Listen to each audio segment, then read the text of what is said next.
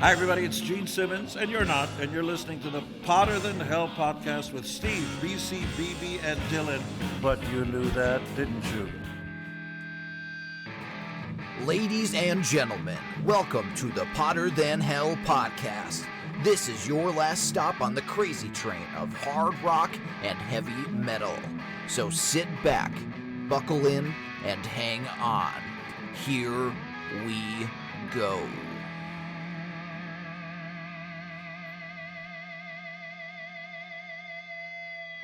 Hello, Potter Than Hellions. Welcome back to the Potter Than Hell podcast. This is Steve, your host. I'm joined this week by BB. And our keyboard player this week is Dylan. And BC is on assignment. He is right now, I think, picking out kitchen cabinets and probably ready to blow his fucking brains out for his reconstruction of his house. So he will not be joining us this evening. So good luck, BC. And I hope you live to go to the Monsters of Rock cruise with us next week. Or, well, we will be there. So I always get confused on it sucks when the episodes when come we out. record early. Yeah. So we will, when this comes out, we will be back. Probably. We will. Maybe. Well, We'll see what happens. Depends. The ship might get furloughed. Or Depends. Yeah, that's true. That's true. Hope everybody's doing good out there. Hope you guys enjoyed Vanuary. We had a great time doing that. It was very cool. And it was like, even as we were doing it, we were thinking of episodes that we could have done and stuff for Van Halen. So we still have some Van Halen stuff in the hopper. I hope you guys enjoyed it. It was awesome to do. I had a great time doing it, and it was like, and like some of that stuff, like, you know, I haven't listened to in like a long time, and I totally forgot how good the Different Kind of Truth album is. It's a good album. I mean, just fantastic album, and you have a new appreciation for Van Halen 3. I do not. I have the same appreciation that I do. Word to the wisdom tooth. Yeah. So I hope you guys enjoyed that. Before we get into it, we'll see what everybody's listening to. How are you, BB? What are you listening to? I'm all over the place this week. I listened to a little Heaven's Edge. I've been rocking the shit out of the new Dirty Shirley album. And the last LP I spun was Aerosmith, Get Your Wings. So I'm all over the place. Yeah, jumping all over. How about you, Dylan? I today was listening to a band called, and bear with me here, the band is called King Gizzard and the Lizard Wizard. You probably have heard of them. When I recap, I'll just point to you and you can say who they are. They're I'm not writing that down. They're like a garage rock band, and they have a bit of these psychedelic elements. But the one album they came out with last year, because they came out with 2 albums last year, is a straight-up heavy metal album, and it sounds almost like Sabbath in a garage. It's really cool. The album's called Infest the Rat's Nest, and it's a really awesome, really cool change of genre for them. They experiment a lot of times with different types of music, and this album is basically heavy metal, so really good. If anybody's interested in listening to that. All right. Me, I'm like BB. I have been listening to the Dirty Shirley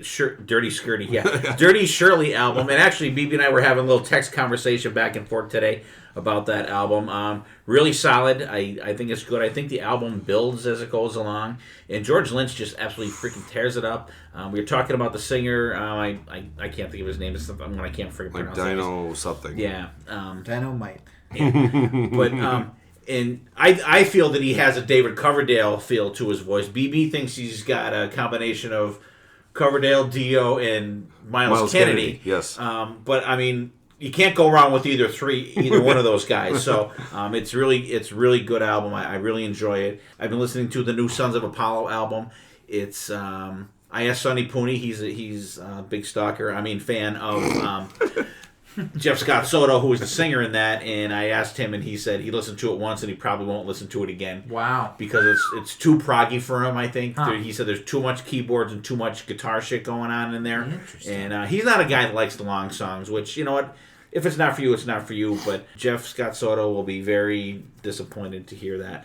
But I like it. I think it's great. I love that band. I think they're great. I love the progressive stuff. I like a longer song with a little meat to it. Been listening a little bit to the new British Lion album, the Steve Harris side project. It's called The Burning. It came out a couple weeks ago, and very good. I like it. It's hard to describe. It's like some of the songs are like pop metal, like not pop rock, like just like pop metal. Like some songs are like you're like, wow, that song's really... But then other songs are like you can maybe turn on the radio and hear it. But they're good, though. So by the time you guys are listening to this, we will have been back from the Monsters of Rock cruise, so we'll see how those songs translate live, which I can't wait to see. So what we got going this week, BB's got some Heaven's Edge, some Dirty Shirley, and some Aerosmith, Get Your Wings. Dylan's got the Gizzard Lizards. The King Gizzard and the Lizard Wizard. All right. What he said. The Filthy Rat's Nest or whatever the album Infest the Rat's Nest. There you go. And I got some Dirty Shirley, Sons of Apollo, and British Lion going on there. So check those out, though. Dylan's band kind of interests me a little That's what bit. I'm writing down now. I may It's good. check them out. Dylan, you're going to have to send that to me because I'll Okay. totally forget what their name is. Maybe I'll play a song over the break. Okay, we can do that. And so definitely check those out. BB's Heaven's Edge, I gotta bone up on them a little bit for the cruise that already happened. Oof. Dylan's been wanting to do this episode, so in a minute he's going to take over. I kind of like doing these kind of episodes because there may be some anger at times. There may be some ridiculousness going on here. Well, the whole thing is just insane, and it's. So Dylan, I'll let you explain. Go ahead. Okay, so we thought in honor of the Grammys, which we're recording this the day after the Grammys happened, the, I believe, 62nd annual Grammys happened in Los Angeles, but this will be coming out less timely because we wanted to not break up January any more than it's already been broken up. We decided to do a little look at the Grammy history of hard rock and heavy metal. Because as you people of all fans of hard rock and heavy metal know, the Grammys have never been really kind to the genre. They usually look to the other genres before they look to rock and metal. And just I'm going to point out the first time that the Grammys recognized heavy metal was in the 1989 Grammys, the 31st annual. And it was for a category that was called Best Hard Rock / Metal Performance, Vocal or Instrumental. Can't say that all in one breath. And who won that one, BB? Warrant? Nope. Was that the Jethro Tull year? Jethro Tull. The Jethro Tull year. They my won God. over Metallica for And Justice for All. And literally everybody at the Grammys thought that Metallica was going to win this. Jethro Tull. Who else was in the running? Does it say? Yes, I will pull it up. This was the only year that this category was open because of how ridiculous, weird it was. Okay, so the nominees were Blow Up Your Video by AC/DC, Cold Metal by Iggy Pop, Nothing Shocking by Jane's Addiction, Crest of a Knave by Jethro Tull, and Justice for All by Metallica. Well, they picked that Iggy Pop one because it had metal in the title. Oh Yeah, yeah. and Jethro and like Ian Anderson, the lead singer of Jethro Tull, thought that the band shouldn't have been in the category because they're not. He's heavy right. metal. He was right. All right. So the Academy, after They're barely rock. after everybody complained, and I mean everybody, like there was like some boos in the audience when Jethro Tull won. And they thought they were getting like a Lifetime Achievement Award. They weren't aware of what was happening until after. They decided to split it up into some different categories, and they created the Grammy Award for Best Metal Performance category, and they also created for Best Hard Rock Performance. And it's been weird because the categories for hard rock and heavy metal have been fluctuating through the years. Sometimes they're combined again, like they were combined in 2012 till 2014. They were combined into one category again, but then they split them up. It's so weird how they've been ping-ponging back and forth trying to figure out what to do with hard rock and heavy metal. But for the year that we're covering today, which was randomly chosen by my dad, we have the two categories. So what we're going to do for this episode is we're going to go through the list of songs that were nominated that year. We're going to talk about them a little bit, say what we think of them. I'm going to ask these guys who have not seen anything past the song list. They have not researched into the making of the songs or anything like that. I'm going to ask what they think, who they think would have won that year, and we're going to see if they're right. So it's a little competition, a little game show. Right, and I would say as you pick us, just say what your feelings about the whole Grammy thing is. Yeah, what do you mean? Like what your thoughts are on on the whole thing? Yeah. Yeah, okay. Yeah, so the year that we chose was 2004. So this was the 46th annual Grammy Awards held at the Staples Center in Los Angeles, California, where it's always held. The big, we're just going to go through real quick some of the other stuff that happened at this Grammys. the big winner for Record of the Year was Clocks by Coldplay. The that song, you know that song. I do. I have no idea. Album of the Year, Dad's favorite band, Outkast. Speakerbox, the Love Below one. You might know the song Hey Ya. No? You don't know that song? It's a classic song. Shake It Like a Polaroid Picture, Dad? No. Okay. Maybe you know the song of the year, Dance with My Father by Richard Marx and Luther Vandross. Oh, No. yeah. No, you don't know that one? Okay. Oh. Well, okay. I won't say who won some of the other categories that will be relevant to the winners for that we're going to be talking about. Best Alternative Music Album, White Stripes won with Elephant. Fantastic album. Seven Nation Army's on that album. But those are really the biggest ones.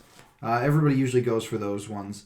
But what we're going to be talking about is the best hard rock performance and the best metal performance. So answer me this before we Yes, absolutely. There was, during one of the commercials, they said they were going to come back and let you know who won the Grammy for Record of the Year and then the Album of the Year. Yes. So what is the difference? Okay, so Record of the Year, and I just looked this up before. Oh, really? Record of the Year is basically the single of the year, which is weird because it's... Because they are so hot. Don't they have a Song of the Year Yeah, they have category Song of the Year. But it's like a single...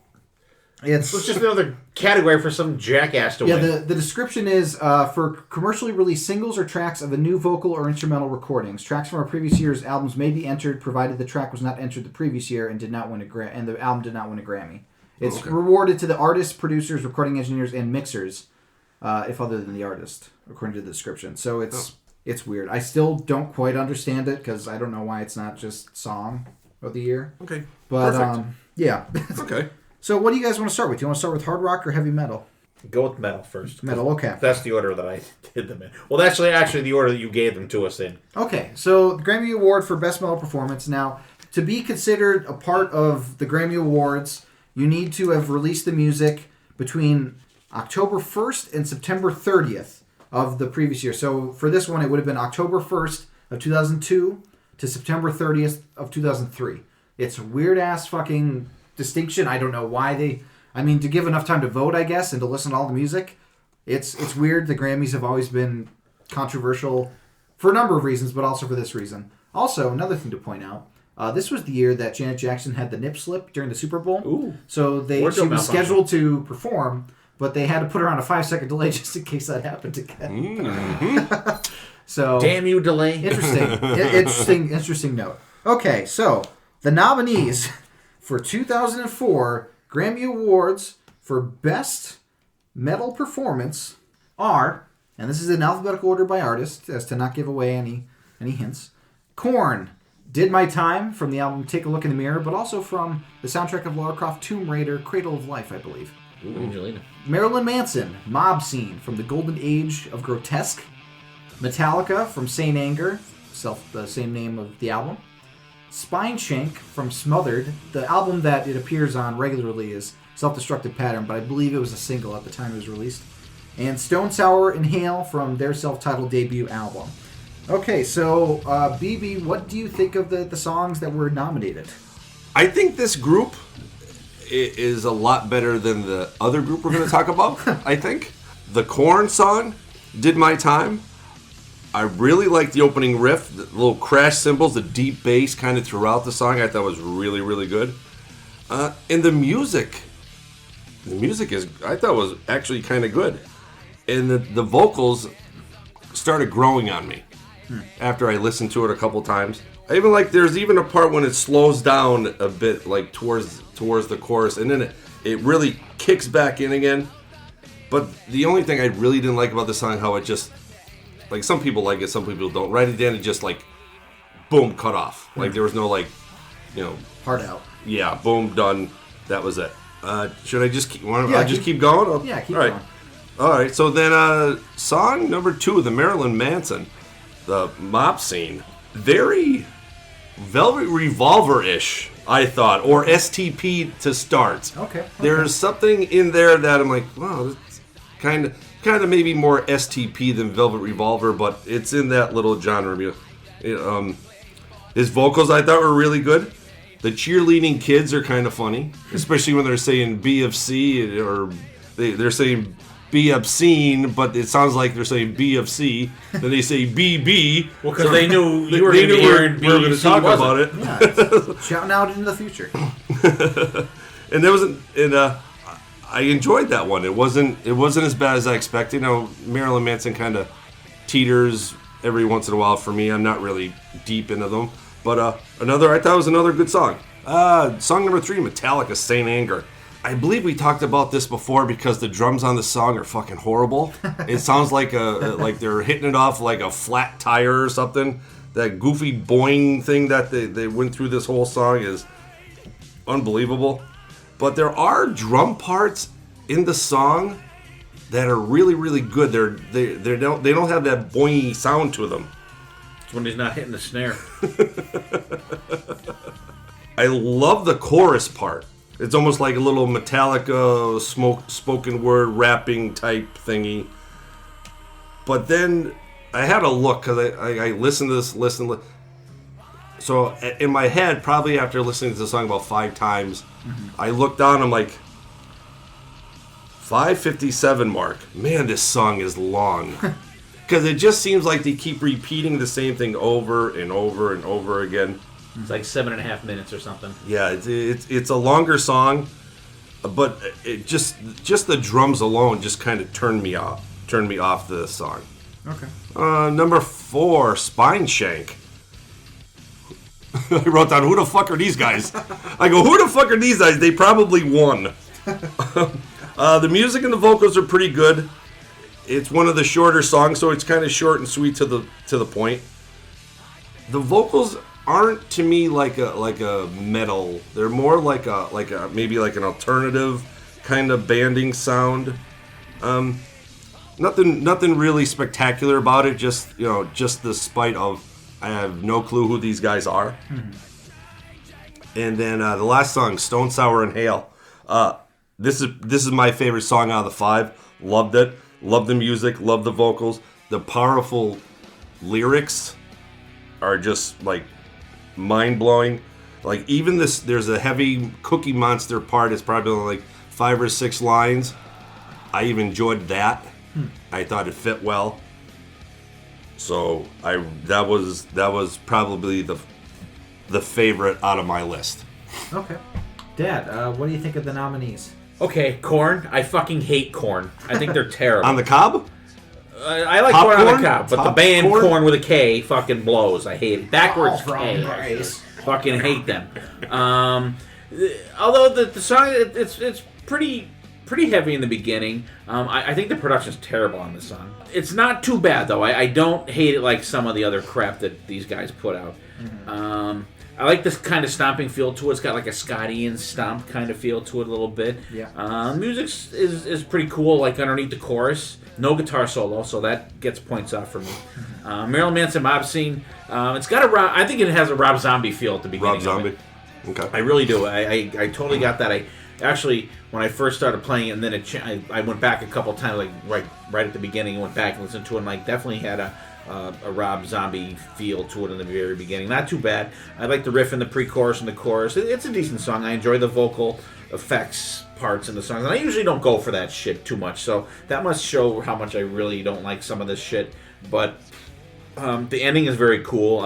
Again, no solo, but Manson's songs don't really warrant them songs for guitar solos too much. Metallica, Saint Anger. BB, I gotta give it to you though. I want to congratulate you for listening to this song 5 or 7 times in a row, because I got through it like once, and I'm like, you know what? This song just sucks ass. The snare, I can't get past that. Right. I'm like, I literally wrote down Saint Anger. Oh, those drums, the snare, kill me now. That was exactly what I wrote down. Wow. I do love the riff, but the drums kill it, and I'm madly in anger with you. That is so stupid. It shows how much they really didn't know what the fuck they were doing for this album. The song is just meh for me, and again, no solo. And as our guys on the Ridiculous Rock Record Review would say, fuck you, Kirk Hammett. Spine Shank, I'm with you, BB. I'm like, no idea who. I never even heard this name before. I mean, it's a decent rocker. It's more hard rock than metal, I think. And I think you hit it right. Even more alternative than metal. The vocals are decent. The guitar sound is good. Not too bad. I never heard of this band, like I said. But this band screams generic 90s band. Yes, It 100%. really does. You could have switched this name out with Who is Stank or Skank or whatever the fuck they are, and all these bands that have that 90s thing. You could slap any name on this total generic 90s stuff. Stone Sour, it's got a little spooky vibe in the beginning, and then the riff is pretty intense in it. It's got the mild Corey Taylor vocals for the verses. It's okay for me, nothing special, but I do like the screaming vocals in the middle. I like that's like the best part of the song. And once again, no solo, so points off also. But and you got to figure too, that's Stone Sour's first album as well. Yeah. And my personal feelings about the Grammys are that they're clueless. They're absolutely freaking clueless. And as far as breaking down what is heavy metal, what is hard rock, even more clueless than the whole thing totally. And I really think that somehow they get names of bands that put stuff out in either genre, and they throw them in a hat and just pick something out. Pick out a band and then pick a song. Because it's just so random. It's like clueless. Yeah. Now I'm gonna ask, and I don't want you to reveal them just yet. In case, did you pick songs that you would have nominated for these categories? No, you didn't. No. Okay. No. Okay, I thought you said you were gonna do that, but I guess you. I didn't have time to. I know what you mean. I didn't have Okay. time to do that. Okay. I have some albums. Okay. Well, don't say them just yet. We'll say that after everything. Okay. Okay. So BB, Oh no, I do. I'm sorry. That was a whiplash we just had. Okay. I'm sorry. I do. I did write them Okay, down. so he does have. I only them. wrote a couple down. I did Okay. like 10. That's fine. Okay, so BB, I'm going to ask you first. I'm going to ask you 3 questions. Okay. Who do you want to win? Who do you think they picked? And who do you think is the last person they should pick to win out of the list? Okay. For best metal performance. Who I want to win would be Stone Sour. Stone Sour, okay? Who I think won? I know Korn won a Grammy, but I don't know when it was. So I'm going to say Korn won. Okay. And then what was the last one? The last song Oh, you the- want to win. Like the one you The think worst doesn't deserve one? it at all. Yeah, the worst one. Probably Saint Anger. Okay. Dad, same questions? Okay. I wanted Stone Sour to win out of all these 3. Okay. And I'm with BB. I think St. Anger is the worst out of all these. Okay. I enjoyed it the least. Yeah. But now what's the next one? What do I? Who do you think who won? do I they think won? picked? Yeah. Who do you think they picked? I'm gonna say I think Marilyn Manson won. Okay. Mopsy. Okay. So I'm going to give my opinions on the songs, Yes. if that's okay, before I reveal the winner. Let me just go to the... No, because no one cares. Oh, thanks. Appreciate it. Okay. Good going to Korn Did My Time. It's not bad. Like, there's a lot worse Korn songs, I think, out there. Like you, I'm not the biggest fan of them. I like them better than Limp Bizkit, for sure. They grow on you. There's some songs that I like. Their cover of Another Brick in the Wall is interesting. But they're not a band I go to at all. Yeah. I'm probably the only one at the table who actually saw them live. Yeah, I did not see them live. I'm sorry, I missed it. Marilyn Manson Mopsy, and I love this song. This song's fantastic. Really cool.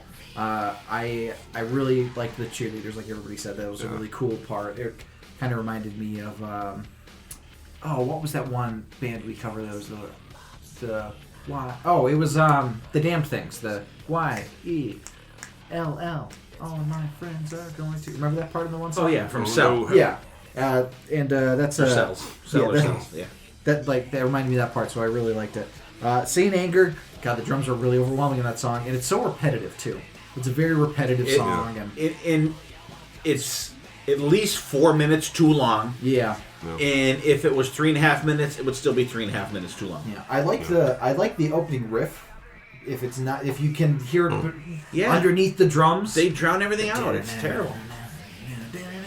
And actually, that whole album, there's tons of fantastic riffs there, but the drums just absolutely kill it. Yeah, no, I agree.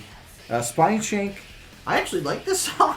I had never heard of this band before, and I was wondering who they who they gave a blowjob to get on the list.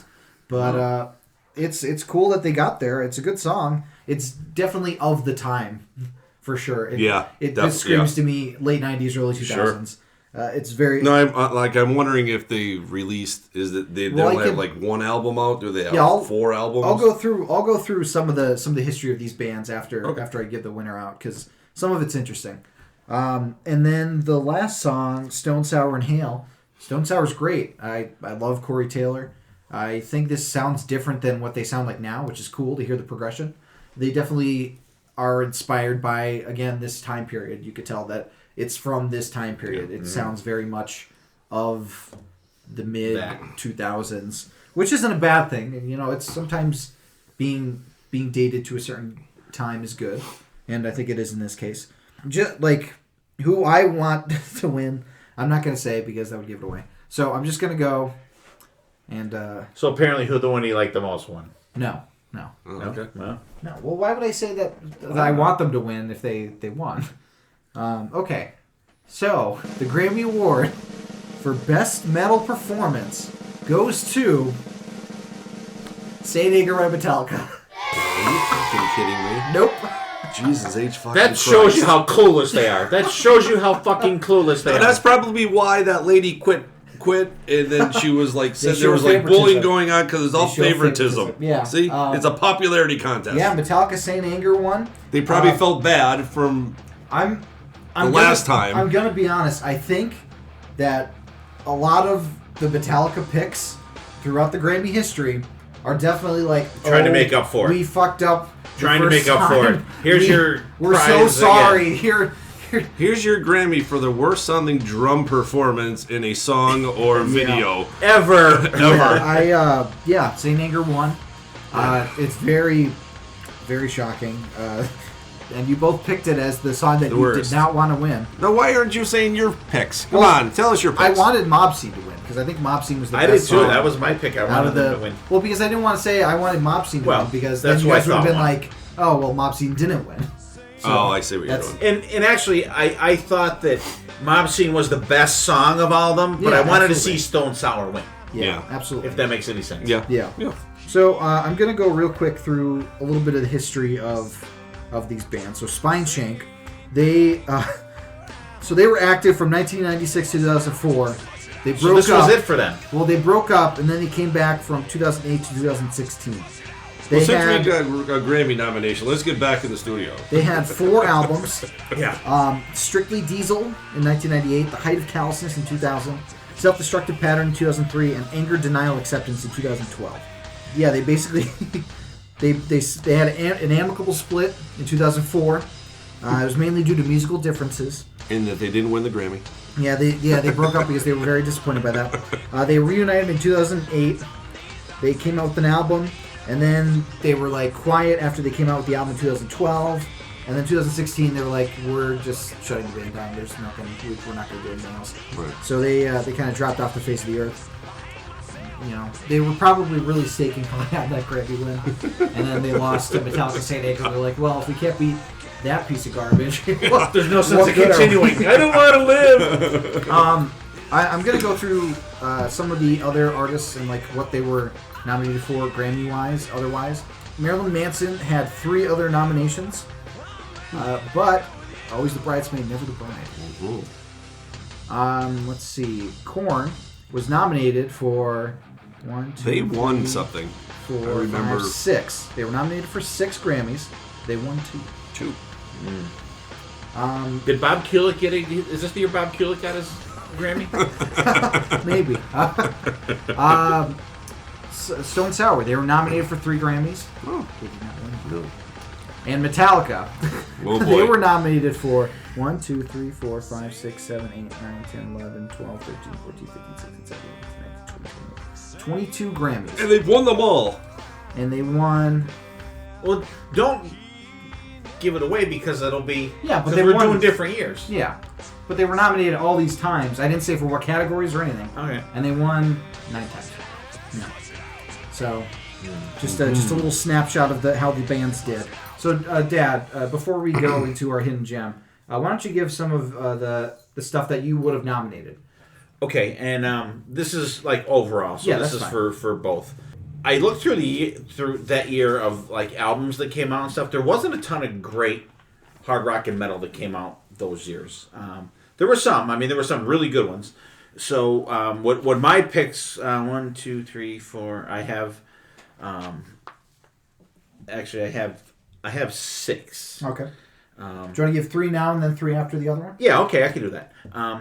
I would have one of my picks would have been Alice Cooper's out from the album Eyes of Alice Cooper, and the song would be "What Do You Want From Me." That's a good one. I definitely would have picked Queen's Wright from the Tribe album, which is an extremely underrated Queen's Wright album. There's some really, really good stuff on there, and I'm kind of torn. I have 3 songs that I would have been picking from: "Open," "Losing Myself," or "Desert Dance."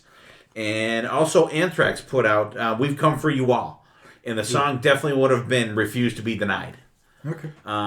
That album is like, I think that is the best Anthrax album with John Bush, and they actually put a live album out from that tour. Kick ass.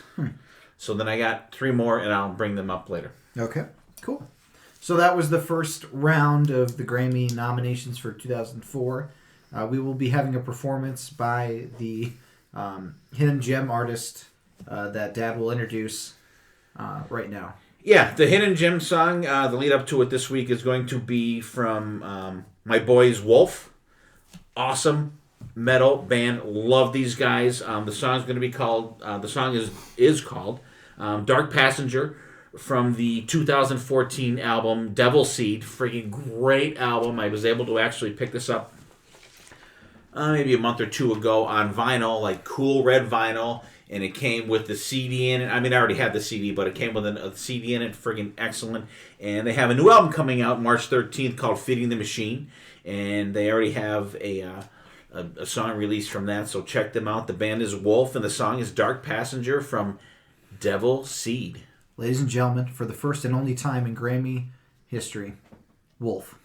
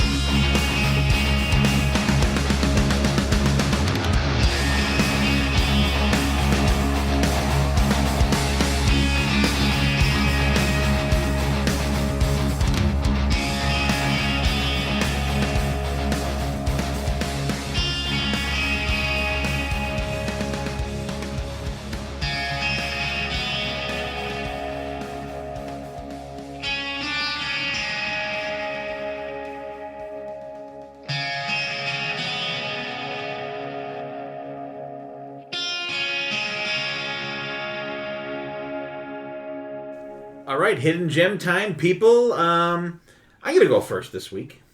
I may have last week. I don't remember.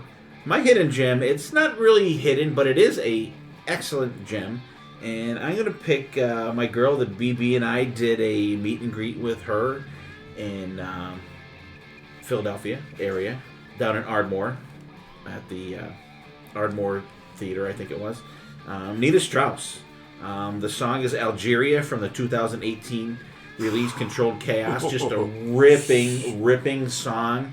And it was funny because I have a bunch of playlists on my phone, and every now and then I'll just like I have one specific to episodes that we're doing, and ones from like I have a Kiss, one, a Van Halen one, and like different stuff. But there's ones that I just have like songs from the 2000s and like different years and stuff like that. And I just randomly picked one last week, and I was like, "What the hell is this?" I think it was in the shower. I was like, "What the hell is this?" And then, of course, by the time I get done with my shower, the song was over, so I had to go back on my phone to see what it was. And it was Nita Strauss, Algeria. Excellent, ripping song. So I wanted to pick that. For as beautiful as she is that nice of a person, and she is that talented, and she's fantastic. So check that out, Algeria from Controlled Chaos from 2018. BB, what do you got? I got a band who came out of the ashes of the dirty, rotten gutters of Los Angeles from 1986. The band is called Shark Island. The song, Paris Calling. Fantastic sound of these guys. Another one of these bands that got lost in the quote unquote hair metal saturation of 1989. Great song, one of those building songs. It takes a little bit to get there, but when it gets there, it's balls to the wall, fantastic. And Shark Island, the band, the song, Paris Calling. All right, Dylan. My hidden gem is a little off the beaten path as usual. Shocking. There is a duo called Rodrigo y Gabriela, and it's Y instead of like in between. You're just gonna have to say that one. So again. they're killing me. They're an acoustic duo, but they put out an EP this year called Metal with 2 T's, and they cover Metallica's Battery, they cover Slayer's Seasons in the Abyss, and they cover Megadeth's Holy Wars on acoustic guitar.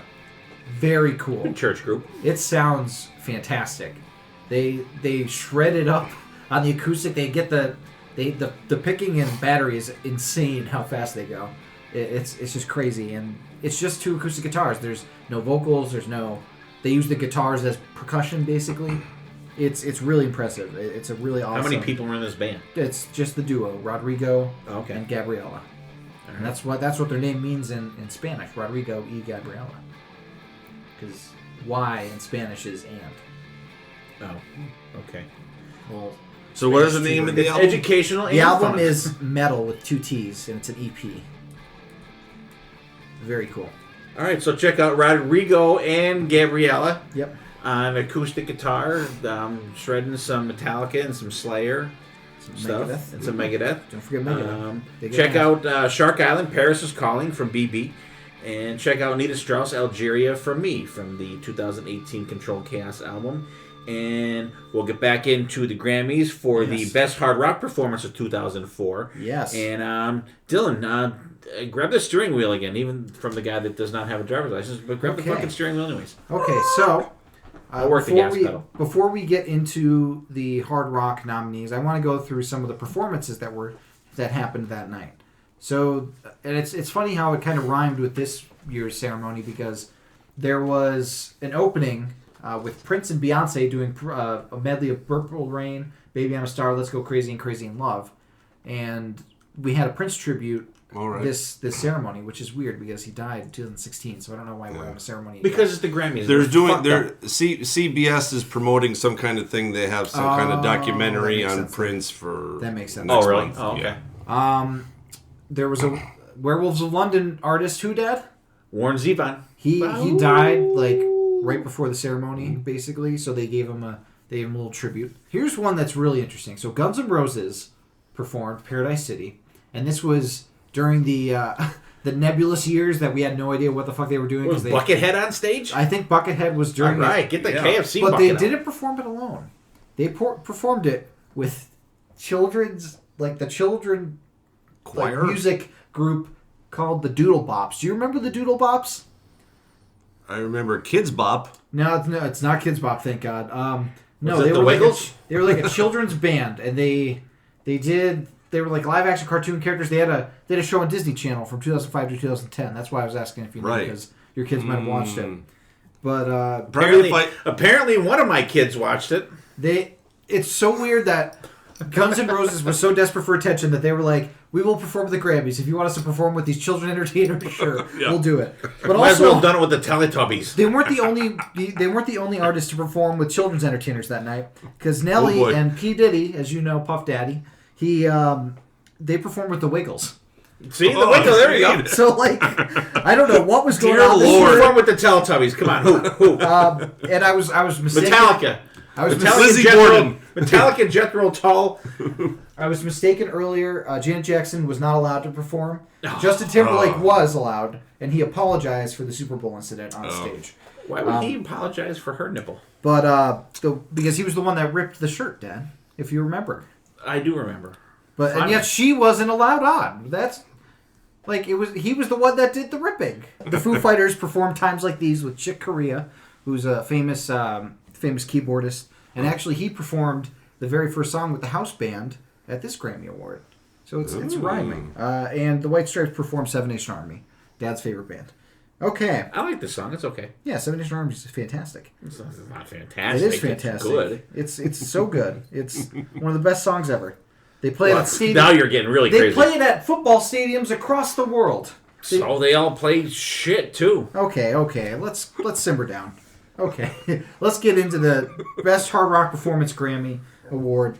So we're going to go through the list. And the Grammy Award nominees are Audio Slave, Like a Stone, from their self-titled debut album, I believe. Evanescence and Paul McCoy, Bring Me to Life, from their album Fallen, also on the Daredevil soundtrack. Great movie. Not a great movie at all. Godsmack, Straight Out of Line, from the Faceless album. Jane's Addiction, Just Because, from the Strays album. And Queens of the Stone Age, Go With the Flow, from Songs for the Deaf. So, What? Dad, we'll start with you this time. What do you think of the nominees? Okay. Audio Slave. Like a Stone. It's got a great groove in the beginning. The mellow vocals, it's Chris Cornell, right? It is Chris Cornell. Okay. Yes. I Chris really like Cornell them. in the band and Rise Against the Machine. All right, because I was gonna say, because I kind of thought who that was, and I'm like the cool guitar. I'm like that's definitely sounds like Tom Morello. Yep, and it was. And I'm not an Audio Slave guy, and I thought that's who that was. It's kind of like a haunting song. I love the vocals on this friggin' song. The echo effect in the guitar is cool. I really like this. And holy fuck, there's a guitar solo in this song. So that gets props for me right off the bat. It's about damn time that they had a solo in one of these songs. It's weird. It's got a lot of a lot of crazy squealing shit that Tom Morello does. But I mean, I'll take it. And actually having there, if this one won, I would be happy. Evanescence, Bring Me to Life. That's the one that's like wake me up, ba, ba, ba, ba, with the dude singing. Yep. Finally, a song that I know and actually like. Amazing vocals. It's Amy Lee, right? Amy Lee is the vocalist, right? Yes. She's freaking amazing. The main thing I don't like about this song is the programmed drums on this song. I think they're if there were regular drums, it would make the song so much better. The guitars are heavy in it. I love the guitars. The layered vocals around the verses are really cool. Probably the best produced song out of all the ones we're going to talk about tonight, in my opinion, anyways. And damn, what a voice this woman has. Just freaking absolutely amazing. I don't know how she sounds now. This is 2004. It was a long time ago. Well, they just had that cover of the chain. Oh, that's true. Yeah, I forgot about that. She got, and she does. She has that. I'm glad you said that, because she does have that haunting type voice that you hear from Stevie Nicks. I'm glad you said that, Dylan. Good job. I like the back and forth between her and the guy. Wake me. There's a part, a verse at the end where they're both back and forth that I really think is really freaking cool. There's no soul in this song, but you know what? I like the song so much I don't care. I really don't. Godsmack, Straight Out of Line. Finally, a good full-out rocker from the start. Backs down a little bit when Sully starts to sing. And this is a song that I'm not really a fan of the vocal effects on this It's not all through there, but it's kind of spotty. The chorus is real heavy. Really good song. It's definitely not one of the songs I would have picked from Faceless, though. Great kick-ass solo in it. Love this song. Jane's Addiction, just because this was my surprise song of all of these songs. I fucking love this song. I think it's fantastic. I got into it instantly, and it's another song I never heard before. I mean, I'm just used to "Been Caught Stealing Once When I Was Nine." Like, that's really the only Jane's Addiction song that that's the only thing I hear in my head when I hear that name. But this song is freaking great. It's got slamming guitars in it. David Navarro's guitar player on it. It's got a little short solo at the end, but it's great. I think this song fucking is great. Queens of the Stone Age, Go With The Flow. Terrible. Absolutely fucking terrible song. I hate it. It sounds like they wrote it in fucking 5 minutes. It sucks. I don't know why this song is even involved in this. I don't know why people listen to this band. It's fucking terrible. Plus, it has no solo. Okay. BB, oh, sorry. BB, go ahead. Okay. I forgot to do that. All right, so Audio Slave, Like a Stone. Chris Cornell. Where's BC? Oh, there you go. There it is. Much deserved. But what I'm very disappointed of, that album has so many better songs on it. I don't know why they picked Like a Stone. Like a Stone is almost, if we're talking about the best hard rock songs, this was definitely not hard rock to me. It was very mellow. Compared to the rest of the stuff on the album, this is one of the mellower songs. I've never listened to this album, so I don't know. The mellow song on the album. Yeah, oh, really? They even have somewhat of a slower song, "On the Highway." Yeah, that song is so much better than this song. Yeah, and then if you really want to pick a song that actually showcases what this band could do, "Show Me How to Live" is fucking fantastic. That one I know. That's fucking great. I didn't know that was. I love that blows song. the doors off this song. Now I gotta listen to that album now. See, it's a good album. I love that one. I don't understand why they picked this song, because it didn't showcase any of their potential. It didn't like anybody. Chris Cornell's high vocal pitch is not really shown here. You don't hear Tom Morello's guitar until 3 minutes into the song, and it's a very short solo. The second half of the song is so much better than the first. But yeah, like I said, I don't know why they picked this song. Okay. That's interesting. Song number 2, Evanescence, Bring Me to Life. I'm in the same boat as you, Steve. I love Amy Lee's voice. The song actually gave me chills at certain points. In the back and forth male-female singing duo going back and forth was fucking mind-blowing. Song number 3, Godsmack, Straight Out of Line. Sully's vocals are really good in this. Godsmack, they're hard rock. That's the album for me that I think there are much better songs on there. Right, on that exactly. album than this one. But definitely out of the songs, this is the best quote-unquote guitar solo I've heard out of all of them. Oh, absolutely. Absolutely. And like you said, there are so many better songs to pick on that album than this, so I don't know really. I don't know if it's that time thing that when they're released or what. Song number 4, Jane's Addiction, Just Because. Nothing spectacular for me. The guitar works okay, the vocals are alright. I'm just glad it's not Been Caught Stealing. Didn't do anything for me. Sorry, buddy. You're going to rehab. And then song number 5, Queens of the Stone Age, Go With The Flow. Meh. The thing I didn't like about this song, it seemed like they were keeping time with the same piano note. Every half second, it was ding, ding, ding, ding, ding. And that's all I heard through the whole song, and I don't know why, and I just picked up on it. And after I picked up on it, that's where my brain went. So that whole song has left the building. He's still listening to the piano note right now. Ding, ding, ding, ding. Now I'm listening to it. Way to go. Wakes him up at night. Now I don't understand. Now, Dave Grohl doesn't sing the song, right? Dave Grohl does not sing it. He plays drums on it. He plays drums. Josh Homme sings on the song. Why is Dave? He's the drummer. Dave Grohl drums on this album. He sounds very Dave Grohl-ish. Yeah. So this was during the era when Dave Grohl was kind of getting a little fed up with the Foo Fighters, and they were close to breaking up. So he went off to play with Queens of the Stone Age with Josh Homme, who you might know from Them Crooked Vultures. Is he the dude that kicks that dude? Yeah, he's the guy that kicked the photographer. Yeah. That was him. So now another question, because I Yes. didn't really want to go too far into. Now, is the song "No One Knows" on this album? It is, and I Why think the that's a fuck much didn't better he pick song. that song? That's a much better song than this one. Well, it can't be any worse. No One Knows Oh, is fantastic. it was fucking really good. That's my I favorite. never really gotta heard listen to this. that. I never really heard "Go with the Flow," Yeah. and I knew that one. I knew that one song was fucking fantastic. If this song wins, I'm gonna kill myself.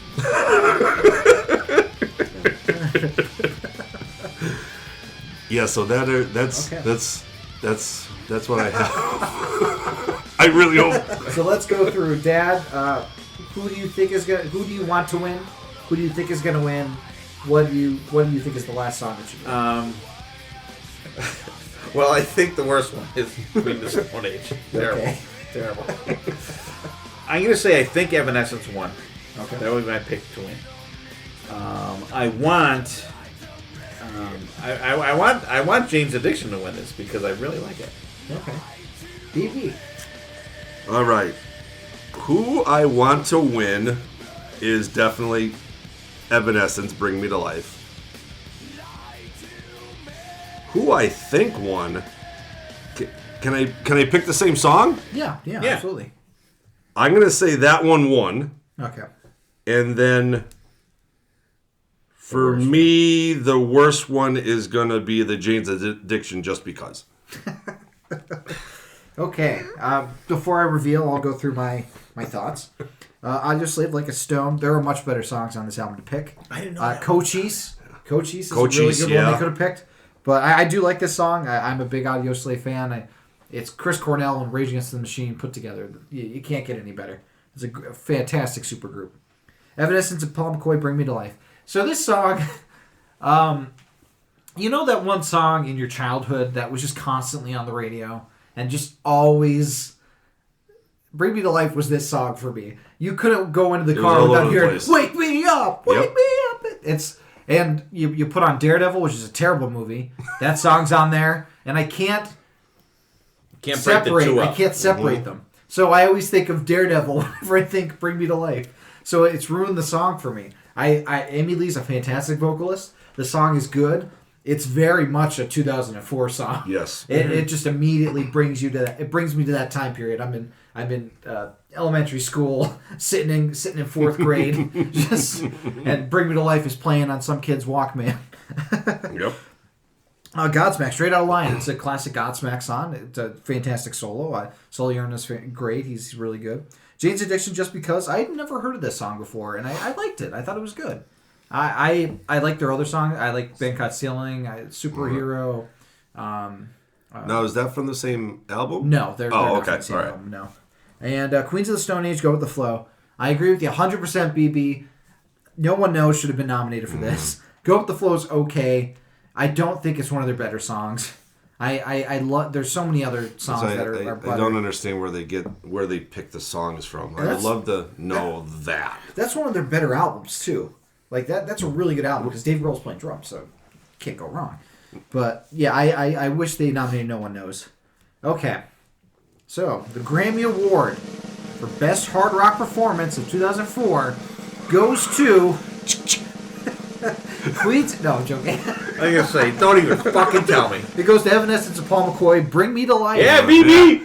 That's only I only said that because what you said. It Yeah. was all over the place. It was everywhere. and I'm thinking that song was so saturated on the radio. It Yeah. had to have won because I never heard of the other couple songs. So, and let me tell you, this was one of the most choreographed wins for, of the night because it was nominated for, they were nominated for 5 Grammys that night alone for that album. They were nominated for Best New Artist, which they won. They won Best New Artist. They were nominated for Album of the Year, Best Rock Album, Best Hard Rock Performance, and Best Rock Song. And they won Best New Artist and Best Hard Rock Performance. So they came then. They came to conquer that night. They cleaned house. They did. Everybody was rooting for them. And funnily enough, when they went on stage to accept the award for Best New Artist, 50 Cent also went up on stage because he was also nominated. Did he say someone else should have won? No, it wasn't a Kanye moment. But I think he thought that maybe he. God. I'm so. It's you! Get up there! It was more like I want to thank Jesus. It was more like with La La Land and Moonlight at the Oscars, where they Warren Beatty and Faye Dunaway announced that La La Land won, but Moonlight had won because they were given the wrong envelope. Oh, they did a Steve Harvey? Yeah, they basically, yeah. So that was very awkward. Sorry. But, yeah, there was. I don't think anybody had any inkling that Evanescence was not going to win that category, at least. Except for that dude. Yeah, 50 Cent. 50 Cent's still pretty big though. Like I always love looking at. I always love looking at who got nominated for what. Now he's only like 54 cents. Yeah, true. Like Inflation. To see how Cost of living. like what happened to the artist. So the best new artist, Evanescence, they're still going. 50 Cent, he's still pretty popular. Fountains of Wayne dropped off the face of the earth. If he goes to Canada, probably like 39 cents. Ooh, yeah. Because the exchange rate. Fountains of Wayne did the song Stacy's Mom. You know, Stacy. Oh, his mom's got it going on. Yeah. That was that. They had that It's one like a hit. MILF song. It is. It is. It was a cool video, too. Heather Headley, who I've never heard of before, and Sean Paul, who's still kicking around.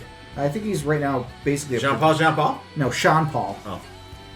But yeah. Why separate knob? So, what did you guys think of this round of picks for the Hard Rock performance? I liked these songs better than the first songs. Oh, that's interesting. Why's that? I don't know. They're more friendly to my ears. I didn't have to hear the boing boing boing of the snare from Metallica. I'm a Godsmack fan. I like them. I love the Evanescence song. The Autoslave song I had never heard before, but I liked. And I wasn't sure if Tom Morello was in there, but I picked out his guitar sound in that song. And of course, you can't not know Chris Cornell. If you're a rock fan, you can't not know Chris Cornell's voice. Yeah, it's iconic. And I was so pleasantly surprised. The Jane's Addiction song, I really liked that. I thought it was fucking great. The Queens of the Stone Age is the only, not even meh. It's like, for me, terrible. It's fucking terrible. I don't give a shit who plays drums on it. It was terrible. But 4 out of 5. That Queens of the Stone Age is my Saint Anger for this side of the list. Okay. But I did enjoy the songs more because I was a little more familiar with at least the bands. Because as soon as I saw Korn, I'm like, I hate it. I fucking hate it. Before I even listened to it, I hated it.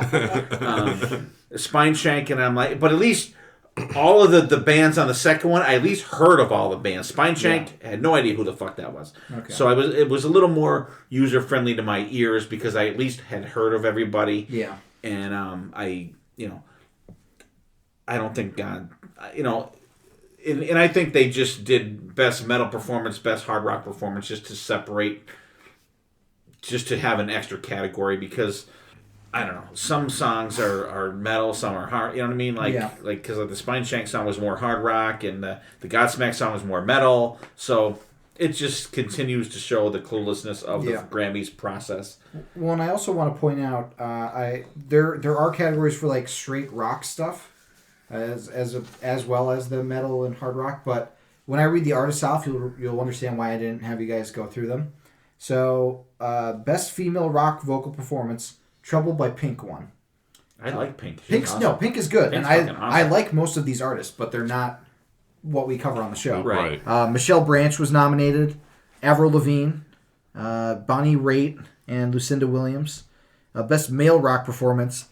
Dave Matthews won. Oh God. Bowie was nominated. Bob Dylan. How does Dave Matthews win over David Bowie and Bob Dylan and Lenny Kravitz and Tom Waits? How does Dave Matthews win? I would vote for fucking William Hung before I would fucking vote for Dave Matthews. How does Dave Matthews win over these iconic artists? How does Dave Matthews win over anybody? Every single one of these artists is iconic, and Dave Matthews wins over them? People follow him like the Grateful Dead, and they suck too, so you must be on drugs to fucking listen to them. I fucking hate them. Dave Matthews, terrible. Best rock performance by a duo or group with vocals. Disorder in the House by Bruce Springsteen and Warren Zevon won. That was a posthumous win for Warren Zevon. But Foo Fighters were nominated, Radiohead was nominated, White Stripes, and Train. Wow. Calling All Angels, though, for Train. That's a song. Yeah. That's a pretty... That's weird. Angels. Yeah. Best rock song, Seven Nation Army won. Best Rock Album, One by One by the Foo Fighters, which is a fantastic album. So it's weird what they consider for the Grammys because they're clueless. They don't know.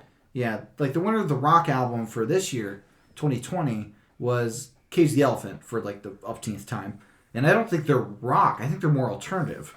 So I don't know what what they think for what. There's no rhyme or reason to me. But BB, what did you think of the songs we covered today?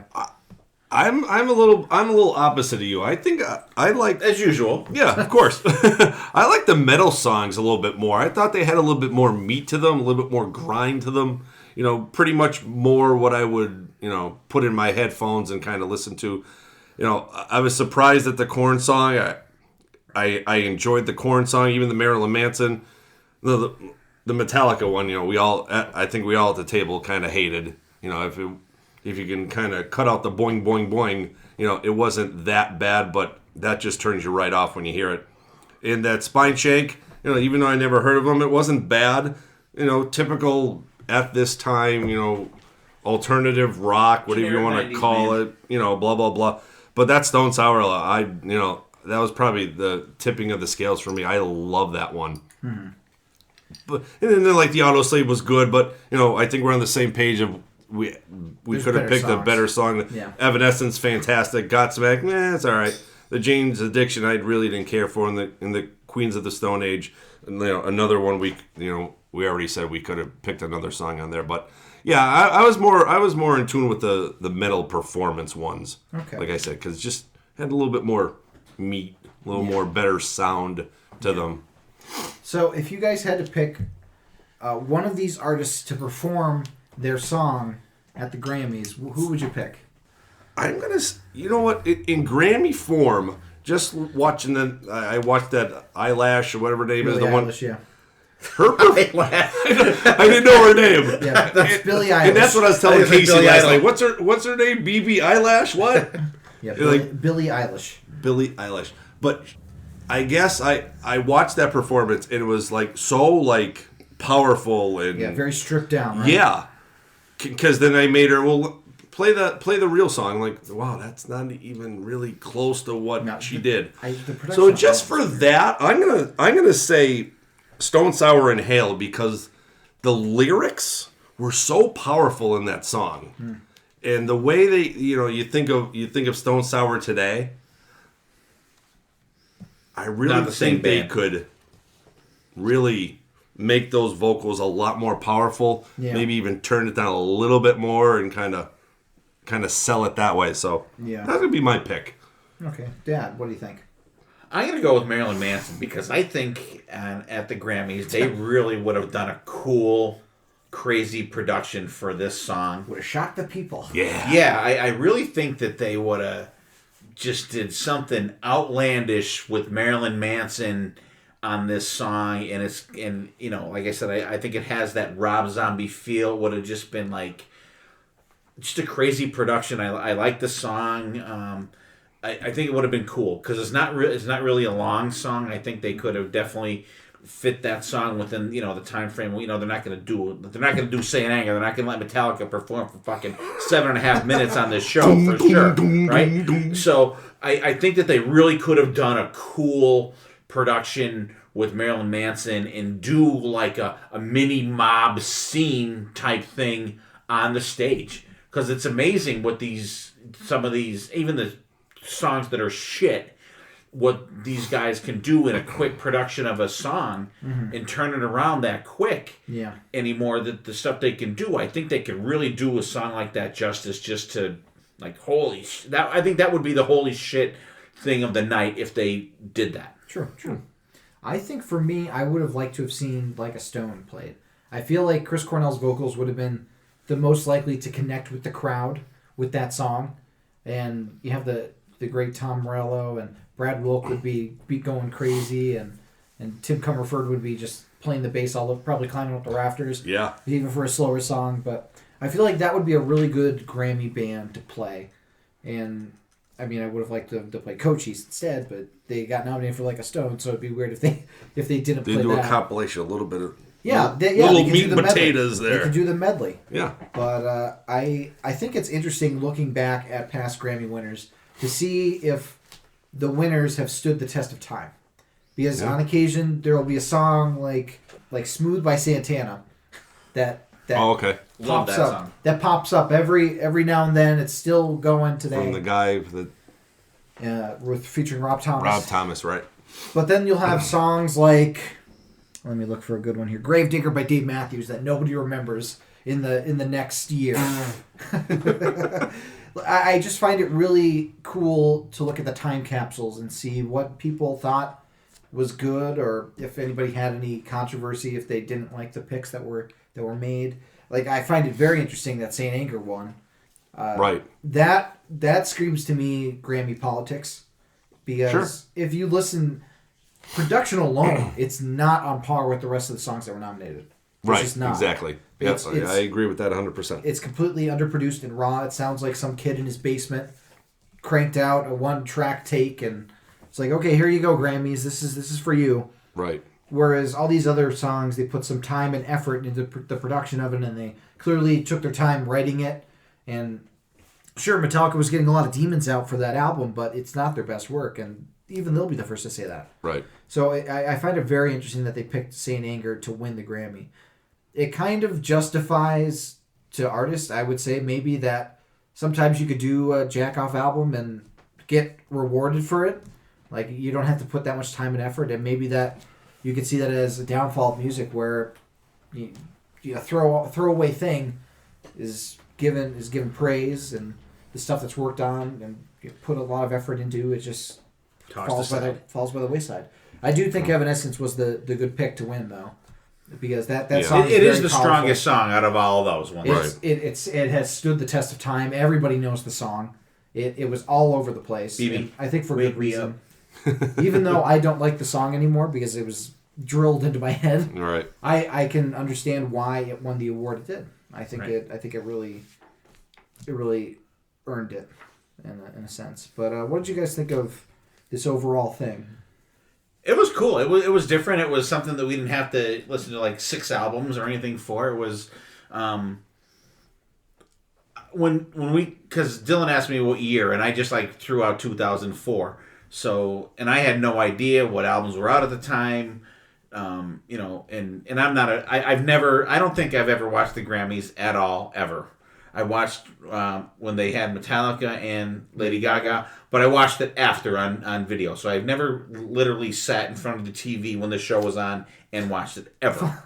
Fun fact, I think I was, it may have been the Oscars that I was here watching it, but when I was at the Woodward, I live tweeted one of the Grammys. Actually, it was the Grammy that Right, they did I remember you did that. The But I first mean, I tribute. I'm sorry, Dylan, I didn't even watch it then. No, it's okay.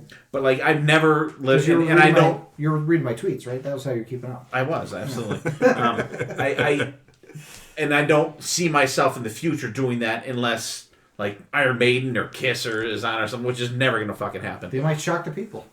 They would really shock Tupac the will people. come back from the dead and Yeah, reintroduce him. but and I'm glad Dylan brought, because we talked about this like randomly for a while to do this, Yeah. and it was a good time to do it.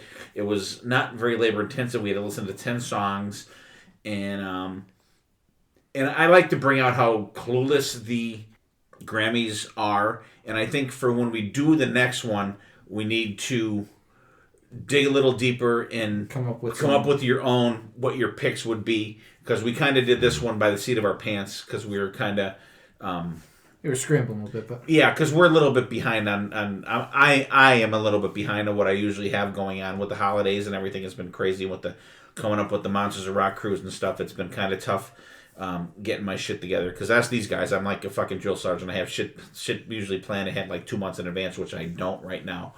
So we're kind of I am behind the 8 ball, and I apologize to these guys. But it was an easy episode to do. We had to listen to 10 songs. But like when we do this in the future, we'll pick, we'll have everyone pick a different year. When we do these, we'll do them randomly. And so at least we got this one under our belt. And now for the next week, we can look through what albums came out and pick what you think would be, in that category. Or like, now there's 2 ways of looking at it. You can look at what you think they would do, which is totally ridiculous. or what you would do. Like if you would say you were John Grammy, BB, and you had to pick, whatever. Like what would I think that is the way to go, because you can't get in these people's heads because there's really nothing between their ears. They have no clue about this type of music. They don't give a shit about this kind of music. But it is kind of fun to say like, this is the next one we could call that segment like the Hotter Than Hell Grammy version or something. You know what I mean? Where here's what you would consider to be the best Grammy for worthy the year. So I enjoyed it though. I think it was cool. And actually, here's my other 3 songs that I thought would be cool. Iron Maiden put out Dance of Death that year. I think Passchendaele would have been a cool song. That or Rainmaker, I think, would have been really good. Very true. Trivium put out Ember to Inferno, and I think the title track for that would have been a dark horse to slide in the door for that one.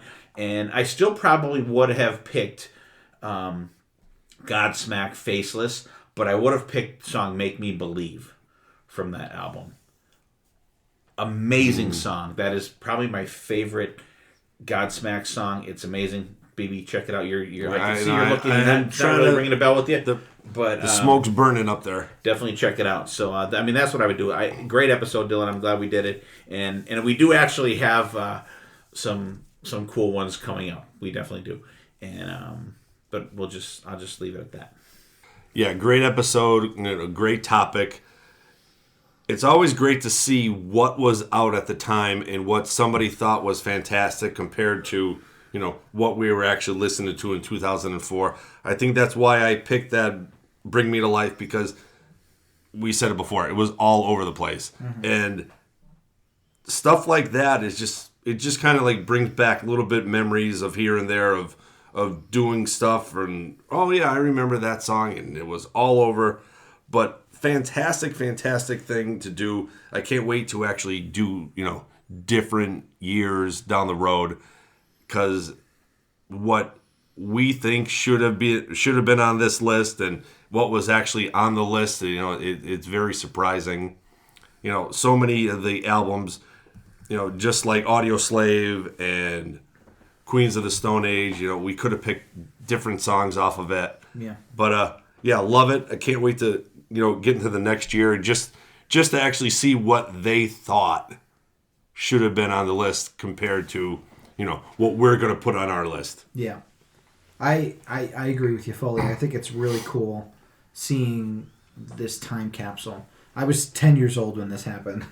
It's funny because now that I'm thinking about it, I remember, so Nickelodeon does this thing called the Kids' Choice Awards. And it's almost like a summary of everything, where movies, music, television. And I remember in the Nickelodeon magazine, they had a ballot for, because it's the Kids' Choice. You get to pick. And I remember Outkast being on that list, and the White Stripes being on that list, and Evanescence. And I remember hardcore picking Hey Ya for everything, because I loved that song when I was a kid. And they won the Grammy for Best Album of the Year. So they were the only rap album to win it, I believe. Interestingly enough. Mm. But I love doing this. I'm so excited to make this a series if everybody else is up for it, because this is really fun to do. I think it's cool exploring these years in hard rock and heavy metal through a populist lens, if you will, to see what the outside of our community picked for these songs and what they saw as worth value. And I just think it's really interesting to see what gets picked. There will be a Spotify playlist of the week connected to this episode. I'll have all these songs on there, plus Dad's songs, because otherwise if I have less than 15 Spotify ad songs on that, I don't want them to add on. So I'm going to add your songs as well. Right. And another album that was out that year was, you have to put a couple songs for BB from this one. Black Label Society, Blessed Hell Ride was out that year too. Oh, interesting. I thought it was the Hangover music. Blessed Hell Ride was 2003. Okay, that's what I went by. Because I thought the show was 2004 and the albums were from 2003. 2004 they released. Right. So I was going by from the previous year. Yes. So it would have been Blessed Hell Ride. So that's why I went by that. So maybe Dylan could throw a couple songs on that from there. Absolutely. Also. Absolutely. All right. Anybody else got anything to add, BB? Dylan? No, I'm very curious. Just like even this year's, like I have no clue who was even nominated for hard rock and heavy metal for this year. Do you want me to pull those up real quick, or Just to be, just to be thorough. I know who won something. yes? Okay, It was actually one of my picks from last year. So we're gonna go down to rock. Best rock performance. The nominees were "Too Bad" by Rival Sons, "Woman" by Karen O and Danger Mouse, "History Repeats" by Brittany Howard, "Pretty Waste" by Bones UK, and the winner was "This Land" by Gary Clark Jr. Best metal performance. "Unleashed" by Killswitch Engage was nominated. "Bow Down" by I Prevail. They're good. They're We like good. them. They're good. I do. Humanicide by Death Angel. Astrorolus, The Great Octopus by Candlemass featuring Tony Iommi. And the winner was Tempest by Tool. Dad likes that song a lot. Love that. That song's great. Best rock song, History Repeats by Brittany Howard. Harmony Hall, Ezra Koenig was the songwriter from Vampire Weekend. Give Yourself a Try by the 1975. Fear Inoculum by Tool, and the winner was This Land by Gary Clark Jr. And then Best Rock Albums, Feral Roots by Rival Sons, Trauma by I Prevail, In the End by the Cranberries, Ammo by Bring Me the Horizon, and the winner was Social Cues by Cage the Elephant. The least rocking album on the list. I'm sure. and it's funny to hear that the Cranberries are still, because then the lead singer passed away died or so something, that was the right? last album. That was their last album. Okay.